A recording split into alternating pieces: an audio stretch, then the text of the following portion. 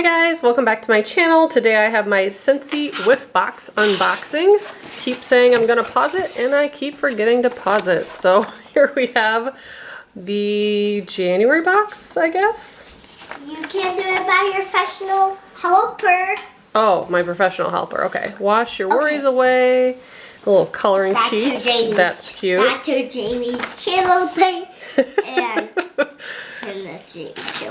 Little Raylan has a little bit of a cold, but she still wants to try to help. So, first thing we got is washer whiffs in pink cotton. These you add to your laundry and it makes it smell super yummy. I put that on my laundry. On your laundry? Okay. Because my laundry Ooh, it smells very nice. Do you want to smell it? Smells like ice cream. Smells like ice cream? Yeah. Okay. Sounds like, and my popsicle sounds like grapes because it's a grape popsicle. Very nice. And that sounds like a grape ice cream. And that sounds like grape ice cream. Okay, thank you. And then for a cleaner, this is Scentsy Fresh. Oh, this is a fabric spray. And it's lavender cotton. I guess I was unaware they had fabric spray. I've never used their fabric spray, and I don't use fabric spray in general, but I might pass that on to like my mom or someone, but that's kind of cool.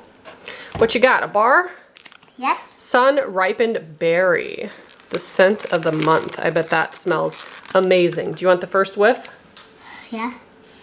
Matches your popsicle. So, oh yeah, it looks. That smells very nice. It's purple, like the confetti. Well, it's a reddish color. This is purple. But yeah, that smells good.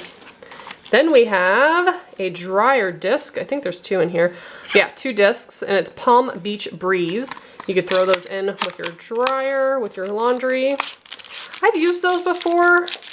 I don't know if I noticed much of a difference, but it was a really long time ago, so I'll definitely give it a try.